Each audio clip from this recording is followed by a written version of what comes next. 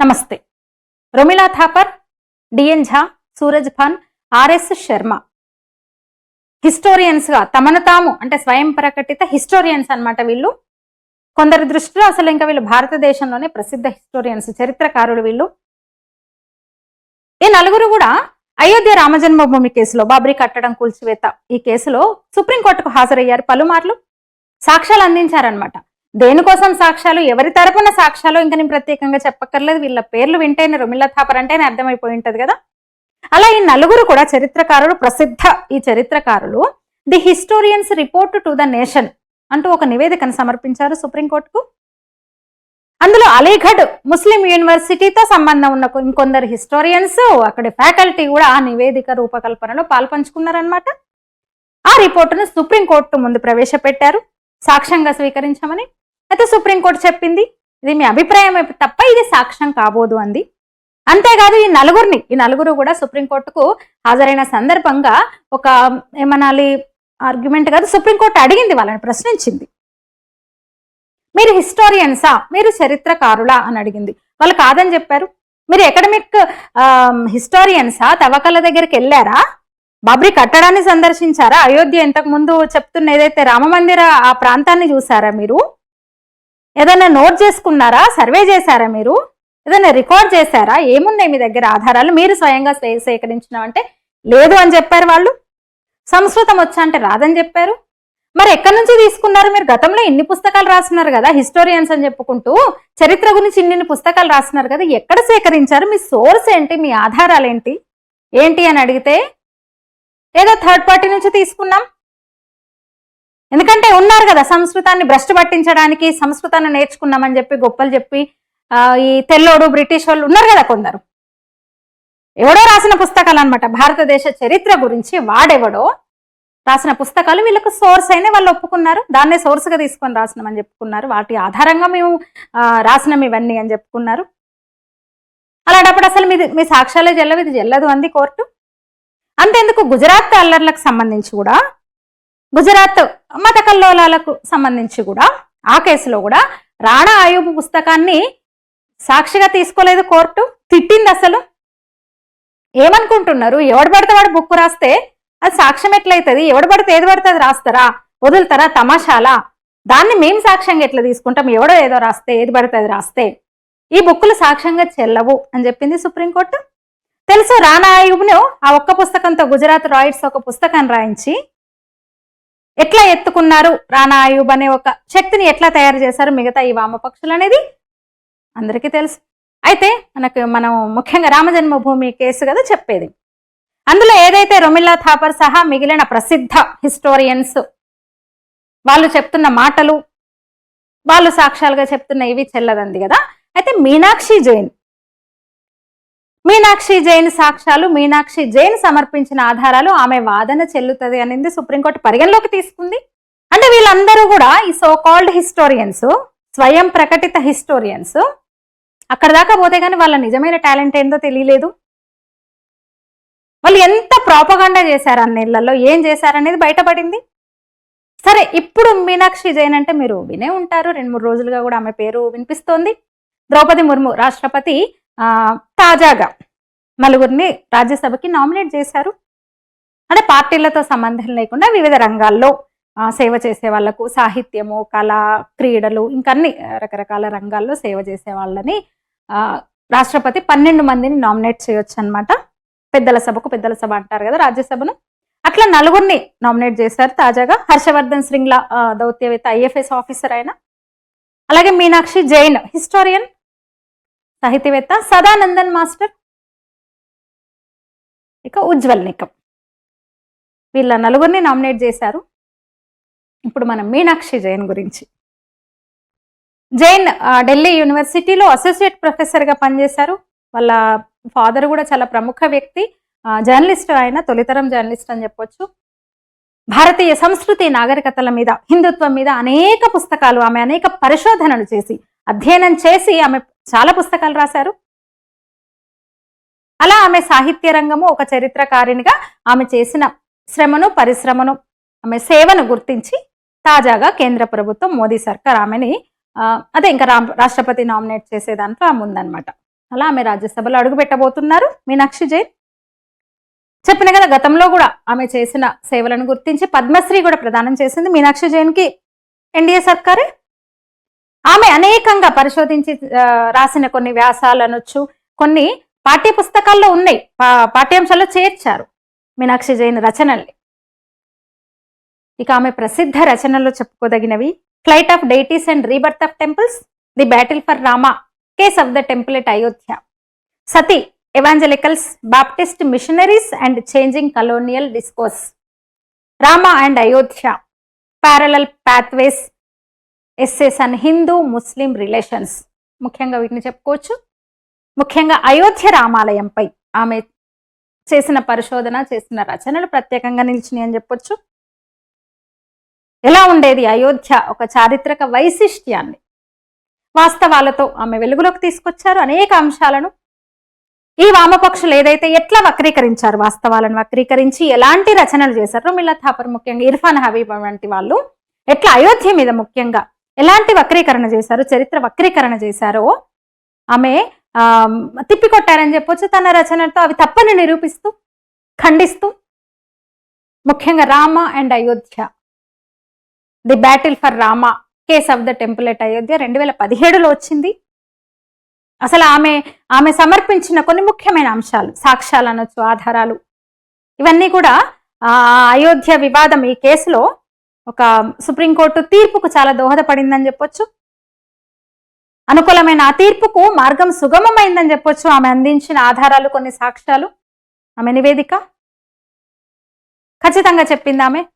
అది రాముడు జన్మభూమి, 1000 ఏళ్ల నాడే అక్కడ మందిరం ఉంది, దాన్ని కూల్చేసి అక్కడ మసీదు కట్టారు అని ఆమె కుండ బద్దలు కొట్టారు. వామపక్ష చరిత్రకారులు ఎట్లా వక్రీకరణ చేశారో కూడా ఆమె చెప్పారు, సత్యాన్ని చెప్పారు ఆమె. దాని వెనుక బ్రిటిష్ వాళ్ళ కుట్ర ఎట్లా ఉంది, ఇక్కడున్న లెఫ్ట్ లిబరల్స్ బ్రిటిష్ వాళ్ళ ఏజెంట్లుగా ఎట్లా పనిచేశారు ఈ దేశానికి వ్యతిరేకంగా, ముఖ్యంగా ఈ చరిత్రని ఎట్లా వక్రీకరణ చేశారో ఆమె చెప్పారు.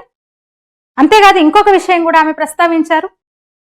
ముస్లింలలో ఒక వర్గం, మెజారిటీ వర్గం అక్కడ అయోధ్య భూమికి సంబంధించి స్థలాన్ని హిందువులకు అప్పగించాలని వాళ్ళు ఒప్పుకున్నారు, అంగీకరించారు. కానీ ఈ వామపక్ష చరిత్రకారులు, ఈ బ్యాచ్ వీళ్ళందరూ కూడా వాళ్ళని అడ్డుకున్నారు. ఇది మీకు అవుతుంది, ఆలయానికి మీరు ఒప్పుకోవద్దు, హిందువులకు ఆ భూమి ఇవ్వడానికి ఒప్పుకోవద్దు అని వాళ్ళని మభ్యపెట్టారు. అందువల్లనే కేసు ఇంకా చాలా రోజుల పాటు సమస్య పరిష్కారం కాలేదు, కొన్ని ఏళ్ల పాటు నడిచిందని ఆమె దాన్ని కూడా బయట పెట్టారు, సుప్రీంకోర్టుకు సమర్పించారు ఆ విషయాన్ని కూడా. ఇక తాజాగా వారణాసి మనం చెప్పుకుంటాం, అయోధ్య అయిపోయింది ఇంకా కాశీ మధురలే అని. అంతే కదా, అయోధ్యలానే కాశీ మధురలు కూడా కదా. 40,000 ఆలయాలను ధ్వంసం చేశాడు బాబర్ అనేవాడు. దేశంలో 40,000 ఆలయాలు, చిన్న చితకాన్ని కలిపి 40,000 ఆలయాలను ధ్వంసం చేశాడు. ఇక ముఖ్యమైన అయితే మరి శ్రీకృష్ణ జన్మస్థానం మధుర, ఈశ్వరుడు కొలువైన కాశీ, మహాదేవుడు కాశీ. అయితే కాశీ చరిత్ర మీద కూడా రీసెంట్ గా 2014లో లాస్ట్ ఇయరే ఆమె ఒక బుక్ రాశారు, విశ్వనాథ్ రైజెస్ అండ్ రైజెస్ అని. తాజా పుస్తకం ఆమెది. అంటే కాశీ పవిత్రత గురించి చెప్తూ ఎట్లా దండయాత్రలకు గురైంది, ఇస్లామిక్ దండయాత్రికులు ఎట్లా ధ్వంసం చేశారు ఆలయాన్ని, కాశీ విశ్వనాథ్ మందిరాన్ని ఏ తీరుగా వాళ్ళు ఇది చేశారు, శతాబ్దాలుగా ఎన్ని దాడులు జరిగినాయి కాశీ మీద, 100 ఏళ్లుగా కాశీని ఎలా అపవిత్రం చేశారు, ఎట్లా ధ్వంసం చేశారు. అలాంటి ఆలయాలను కాశీతో సహా మిగతా ఆలయాలను పునర్నిర్మించడంలో అహల్యాబాయి హోల్కర్ ఏం చేశారు, మరాఠా రాజులు ఏం చేశారు, ఎట్లా చేశారు, వాటిని ఎట్లా పునర్నిర్మించారు తెలుసు. మనం అహల్య హోల్కర్ గురించి కూడా ఈ మధ్య మనం మళ్ళీ మాట్లాడుకున్నాం. 350వ జయంతి మొన్ననే అహల్య హోల్కర్ది. దేశమంతా మళ్ళీ ఆమెను, హిందువులందరూ కూడా ఆమెను గుర్తు తెచ్చుకున్నారు. వేలాది ఆలయాలను ఆమె పునర్నిర్మించారు అహల్యాబాయి హోల్కర్. అందులో వారణాసి, అయోధ్య, మధుర ఇవన్నీ కూడా ఉన్నాయి. అవన్నీ కూడా ఆమె పుస్తకంలో రాశారనమాట. అట్లా మోదీ సర్కారు రీసెంట్ గా అంటే రాష్ట్రపతి నామినేట్ చేసిన 4 కూడా, పెద్దల సభకు నామినేట్ చేసిన వాళ్ళు ఒక్కొక్కరిది ఒక్కో ప్రత్యేకత. ఇక ఉజ్వల్ నికమ్ ఉజ్వల్ నికమ్ అంటే మనకు 93 ముంబై పేలుళ్ల కేసే గుర్తొస్తుంది, ముంబై ఉగ్రదాడే గుర్తొస్తుంది. ఆ దాడుల్లో ప్రాణాలతో పట్టుబడ్డ ఉగ్రవాది టెర్రరిస్ట్ అజ్మల్ కసబ్ కు ఉరిశిక్ష వేయించడంలో ఇంకా ఉజ్వల్ నికమ్ అందరికీ తెలుసు ఆయన కృషి. చాలా మంది దోషులుగా తేలారు ఆ కేసులో. ఒక క్రిమినల్ లాయర్ గా, పబ్లిక్ ప్రాసిక్యూటర్ గా, ఒక ప్రసిద్ధ క్రిమినల్ లాయర్ గా ఆయనకు పేరు ఉజ్వల్ నికమ్ కి. తన 30 ఏళ్ల న్యాయవాద వృత్తిలో, తన కెరియర్ లో 628 జీవిత ఖైదులు, 37 మరణశిక్షలు. అలాంటి అడ్వకేట్ ఆయన, అంటే దేశం కోసం పనిచేసిన అడ్వకేట్, ఒక జాతీయవాద అడ్వకేటు. ఉగ్రవాదికి పట్టుబడ్డ ఉగ్రవాది ఉరిశిక్ష పడేదాకా ఆయన ఊరుకోలేదు, వేయించేదాకా. అంతేకాదు ఖైర్లాంచి దళితుల ఊచకోత, శక్తి మిల్స్ సామూహిక అత్యాచారం గ్యాంగ్ రేప్ కి సంబంధించి, అలాగే గుల్షన్ కుమార్ హత్య కేసుకు సంబంధించి దోషులకు శిక్ష పడేలా ఇలాంటివన్నీ కూడా, ప్రమోద్ మహాజన్ బీజేపీ సీనియర్ నేత హత్య కేసు కూడా ఆయనే వాదించారు. ఇలాంటివన్నీ కూడా క్రిమినల్ లాయర్ గా ఆయనకు పేరుంది ఉజ్వల్ నికమ్ కి. ఆయన కూడా భారత ప్రభుత్వం పద్మశ్రీ అవార్డు ఇచ్చింది 2016లో. తర్వాత ఆయన బీజేపీలో చేరారు. 24లో మొన్న లోక్సభ ఎన్నికల్లో ముంబై నార్త్ సెంట్రల్ నుంచి కూడా పోటీ చేశారు, కానీ ఆయన గెలవలేదు, ఓడిపోయారు. ఈసారి కేంద్ర ప్రభుత్వం ఇప్పుడు తాజాగా ఉజ్వల్ నికమ్ ను కూడా రాజ్యసభకు పంపించింది అనమాట. మొత్తం 250 సీట్లు ఉంటాయి కదా రాజ్యసభకు, అందులో 12 సీట్లను రాష్ట్రపతి నామినేట్ చేస్తారు. 6 ఏళ్ల పాటు వాళ్ళు కూడా 6 ఏళ్ల పాటు పదవిలో కొనసాగుతారు. ఇంకా కళలు, సాహిత్యము, ఇంకా అన్ని వివిధ రంగాల్లో పనిచేసిన వాళ్ళకి ఇస్తారనమాట. అట్లా ఖాళీ అయిన 4 స్థానాలకు తాజాగా ప్రకటించారు. అంటే భారత న్యాయ వ్యవస్థలో, అంటే ఒక న్యాయవాదిగా ఆయన చేసిన సేవలకు ఇది గుర్తింపు అన్నమాట. ఇక హర్షవర్ధన్ శ్రింగ్లా, మాజీ దౌత్యవేత్త, ఐఎఫ్ఎస్ ఆఫీసర్, ఆయనను కూడా రాజ్యసభకు పంపించింది. ఇక ఈ నలుగురిలో సదానందన్ మాస్టర్, ఆయన గురించి ఇంకొంచెం ప్రత్యేకంగా చెప్పుకుంటున్నారు. ఎందుకంటే ఒక సదానందన్ మాస్టర్ ఒక అసాధారణ జీవన గాథ అని చెప్పొచ్చు ఆయనది. కేరళ కన్నూరుకు చెందిన సదానంద మాస్టర్ ఒక సామాన్య కుటుంబం. అయితే తండ్రి కుంజురామన్ నంబియార్ కమ్యూనిస్ట్ పార్టీ సానుభూతి పరుడు, ఆయన సోదరుడు మాత్రం సిపిఎంలో క్రియాశీలకంగా ఉండేవాడు. సదానందన్ మాస్టర్ కూడా ఎస్ఎఫ్ఐలో సభ్యుడిగా ఉండేవాళ్ళు. అంటే స్టూడెంట్ గా ఉన్నప్పుడు వామపక్ష విద్యార్థి విభాగం కదా, స్టూడెంట్ ఫెడరేషన్ ఆఫ్ ఇండియా, అందులో యాక్టివ్గా ఉండేవాళ్ళు. అయితే కాలక్రమేణా ఆయన విద్యార్థిగా ఉండగానే రాష్ట్రీయ స్వయం సేవక్ సంఘ ఆర్ఎస్ఎస్ భావజాలానికి ఆకర్షితులయ్యారు. ఆయన ఆర్ఎస్ఎస్ కార్యకర్తగా మారారు. అయితే దాన్ని ఓర్చుకోలేకపోయారు, అక్కడ ఉన్న కమ్యూనిస్టు గూండాలు ఓర్చుకోలేకపోయినారు. తమ భావజాలాన్ని వీడి, తమ మార్గాన్ని వీడి ఆర్ఎస్ఎస్ లో చేరాడని చెప్పి తట్టుకోలేక తన చెల్లెలి పెళ్లి 1994లో ఆయన 30వ ఏట సోదరి వివాహ పనుల్లో ఉండగా, ఊరొస్తుండగా, బస్సు దిగి వస్తుండగా గూండాలు, పెద్ద ఎత్తున వచ్చిన గూండాలు ఆయన మీద దాడి చేసి విచక్షణ రహితంగా కొట్టడం మాత్రమే కాదు 2 కాళ్ళను నరికేశారు. ఆ నరికిన ముక్కల్ని ఎక్కడ మళ్ళీ అతికిస్తారో అనేసి వాటి మీద మట్టి, కారము, నీళ్లు కొట్టిపోయారంట. ఎవరు ముందుకు రాలేదు. ఇంక ఇప్పుడే ఇట్లా ఉందంటే కేరళలో నాటి పరిస్థితి ఎట్లా ఉండేదో మీరు ఆలోచించండి, ఇంకా మనం అర్థం చేసుకోగలం. అందుకని ఆయన కాపాడడానికి ఏ ఒక్కరు ముందుకు రాలేదు. 20 నిమిషాలకు వాళ్ళందరూ నరికి, 2 కాళ్ళను నరికి ఆ ముక్కలు అటు ఇటు పడేసి ఛిద్రం చేసి వెళ్ళిన తర్వాత అసలు చనిపోయారు అనుకున్నారు వాళ్ళు. పోలీసులు 20 నిమిషాలకు వచ్చి కొన ఊపిరితో ఉన్న సదానందన్ మాస్టర్ని ఆసుపత్రికి తరలించి, అయితే 2 కాళ్ళు పోయిన ఆయన బతికారు. నిజంగా ఒక 30 ఏళ్ల యువకుడు ఆ స్థితిలో వాళ్ళ ఎట్లా ఉంటుంది చూడండి. కానీ ఆయన అధైర్యపడలేదు. అలాగని భయపడి మళ్ళీ తన భావజాలం నుంచి వెనక్కి వెళ్ళలేదు, మళ్ళీ కమ్యూనిస్ట్ గా మారలేదు. అంత జరిగినా 2 కాళ్ళు పోయినా ఆయన నడక సాగింది, ఇటువైపే సాగింది. ఆర్ఎస్ఎస్ కార్యకర్తగా ఆయన కొనసాగారు. అనేక సేవా కార్యక్రమాలు చేశారు. ఉపాధ్యాయుడిగా తన వృత్తి జీవితాన్ని సాగిస్తూ స్వయం సేవకుగా ఎన్నో సేవా కార్యక్రమాల్లో ఎన్నో చేశారు ఆయన. ఇదే అనమాట అందుకని అక్కడ లోకల్ వాళ్ళు, జాతీయవాదులు ముఖ్యంగా ఒక గొప్ప ఆదర్శవాదిగా సదానందన్ మాస్టర్ను చూస్తారు. అంటే ఎన్ని దాదాపు 94 అంటే చూడండి, అంటే దాదాపు 30 ఏళ్ళుగా ఆయన కృత్రిమ కాళ్ళు పెట్టుకొని తన సేవను మాత్రం కొనసాగిస్తున్నారు. అయితే 2020లో రిటైర్ అయిన తర్వాత, ఆయన ఉపాధ్యాయుడిగా రిటైర్ అయిన తర్వాత బీజేపీలో చేరారు. 2 సార్లు ఎమ్మెల్యేగా కూడా పోటీ చేశారు. అయితే ఇప్పుడు తాజాగా రాజ్యసభకు నామినేట్ చేసింది ఇప్పుడున్న ప్రభుత్వం. ఇక మిగతా వాళ్ళ గురించి కూడా మనం మాట్లాడుకున్నాం కదా ఇప్పటికే. ఇక చివరిగా దేశంలో ఏ మూల ఏది జరిగినా మోదీ ఏం చేస్తున్నాడు, మోదీ వల్ల ఇట్లా అయిపోతుంది అని ప్రత్యర్థులతో పాటు రైట్ వింగ్ అని చెప్పుకునే బ్యాచ్ కూడా కొత్తగా తయారైంది. జాతీయవాదులే ప్రశ్నిస్తున్నారు ఇప్పుడు మోదీని. అయితే ఏం చేస్తున్నాడో పదే పదే నిరూపిస్తున్నాడు తన చర్యలతో భారత ప్రధాని. తాజాగా రాజ్యసభకు నలుగురు జాతీయవాదులను ఆయన పంపించారు. గతంలో అయితే వ్యాపారవేత్తలకు, ఏదో సినిమా కళాకారులకు ఇలాంటి వాళ్ళకి ఇచ్చిన సందర్భాలు ఉన్నాయి రాజ్యసభకు నామినేట్ చేయడం ఈ కోటాలో, రాష్ట్రపతి కోటాలో. కానీ ఇప్పుడు దేశం కోసం, భారత జాతి కోసం, భారతదేశం కోసము చిత్తశుద్ధితో పనిచేసిన వాళ్ళను, చేస్తున్న వాళ్ళను మాత్రమే గుర్తించారు ఈసారి. గొప్ప విషయం ఇది, అందరూ ఆహ్వానించదగ్గ విషయం ఇది. సదానందన్ మాస్టర్ చెప్పిన ఇందాకే, మీనాక్షి జైన్, అసలు ఉజ్వల్ నికం, హర్షవర్ధన్, నిజంగా వాళ్ళు ఈ దేశానికి చేసిన సేవ అపారం. కొన్ని దశాబ్దాలుగా వారి వారి రంగాల్లో దేశం కోసం పనిచేసిన వాళ్ళు, దేశం కోసం తప్పిస్తున్న వాళ్ళందరూ కూడా, అందరూ కాదు కానీ కొందరు ఆటగాళ్ళు పాటగాళ్ళను కూడా పంపించారు గతంలో. రేఖాను సినీ రంగం నుంచి, ఒక కళ నుంచి, ఆర్ట్ ఫీల్డ్ నుంచి రేఖాను పంపిస్తే మనం చూసినాం చిల్లర లొల్లులు. ఆ రో ఎందుకు కేటాయించారు ఆమెకు జయబాదురు అలిగినది కూడా మనం చూసినాం. మనకు అదొక వార్త.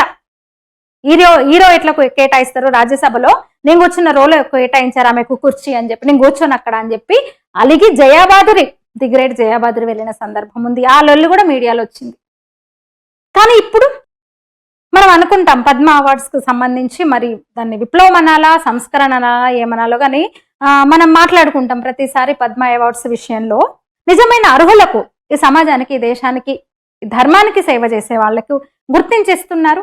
కులం, మతం, ప్రాంతం, ఎలాంటి లింగ భేదాలు లేకుండా నిజమైన సేవ చేస్తున్న వాళ్ళని, ఆయా రంగంలో సేవ చేస్తున్న వాళ్ళని భారత ప్రభుత్వం 11 ఏళ్లుగా గుర్తిస్తూ వస్తుంది. అట్లనే పెద్దల సభకు పంపించే ఈ నామినేటెడ్ ఈ మెంబర్స్ విషయంలో కూడా ఒకప్పుడు అంతా చెప్పిన కదా, ఈ వ్యాపారవేత్తలకు తీసుకుని ఇది కూడా ఇప్పుడు చూడండి, సుధామూర్తి, పిటి ఉష, మహిళా శక్తి కూడా కనిపిస్తోంది. మొన్న అసలు సుధామూర్తి ఎంత అద్భుతంగా అసలు తను స్పీచ్, కేవలం వాళ్ళు వచ్చి ప్రమాణ స్వీకారం రోజు మాత్రమే వచ్చి కూర్చొని షో చేసి వెళ్ళే వాళ్ళు కాదు, వీళ్ళు రెగ్యులర్ గా సభకు అటెండ్ అవుతున్నారు. సుధామూర్తి చాలా ఇంట్రెస్టింగ్, అసలు నాకు ఎన్నిసార్లు చూసాను. భారతదేశంలో ఈ సర్వైకల్ క్యాన్సర్, బ్రెస్ట్ క్యాన్సర్ తో మహిళలు ఎట్లా ఇబ్బంది పడుతున్నారు, దీనికి సంబంధించి వ్యాక్సిన్ ఇవ్వాలి అని ఒక మహిళగా కోరుతున్నాను, దీని మీద దృష్టి పెట్టండి మీరని కోరుతూ రాజ్యసభలో ప్రసంగించారు ఆమె. మీకు యూట్యూబ్ లో దొరుకుతుంది చూడండి. అట్లా నిజంగా ఒక వాళ్ళను పెద్దల సభకు పంపించినందుకు వాళ్ళు నిజంగా అక్కడ కూడా వాళ్ళ ఇదిని కొనసాగిస్తున్నారు. పిటి ఉష కూడా ఎంత అద్భుతంగా, తనైతే రెగ్యులర్ గా రాజ్యసభకు అటెండ్ అవుతుంది. పిటి ఉష అథ్లెట్, అసలు మన దేశం గర్వించే ఒక గొప్ప అథ్లెట్. తను రాజ్యసభకు ప్రతిసారి వెళ్తుంది ఆమె. ఏదో ప్రమాణ స్వీకారం రోజు వెళ్ళి చేసుకొని మేము సెలబ్రిటీస్, మేము ఎందుకు రావాలి అనే వాళ్ళు కాదు వీళ్ళు. ఇప్పుడు నామినీ అయ్యి అసలు సభలో అడుగుపెట్టని వాళ్ళు ఉన్నారు ప్రమాణ స్వీకారం రోజు తప్ప. కనీసం రాష్ట్రపతి ప్రసంగానికో, ప్రధానమంత్రి ఉభయ సభలను ఉద్దేశించి చేసే ప్రసంగమో, లేదా విదేశీ అతిథులు వస్తే హాజరుపరుస్తారు కదా ఉభయ సభని, ఆ సందర్భాల్లో కూడా వెళ్ళని వాళ్ళు ఉన్నారు. ఇంకా పేర్లు ఎందుకు నేను కానీ, ఆటగాళ్ళు, పాటగాళ్ళు, ఆటగత్తెలు, పాటగత్తెలు అందరూ ఉన్నారు దాంట్లో. అంటే ఒకప్పుడు వ్యాపారవేత్తలకు, ఇక ఆ మాటని నేను ఈ వీడియోలో అనకూడదు కానీ, అలాంటి వాళ్ళకి అప్పగించిన స్థితి నుంచి దేశం కోసం, జాతి కోసం కృషి చేస్తున్న వాళ్లకు, దశాబ్దాలుగా పరిశ్రమ చేస్తున్న వాళ్ళకి ఇచ్చారు మళ్ళీ కూడా.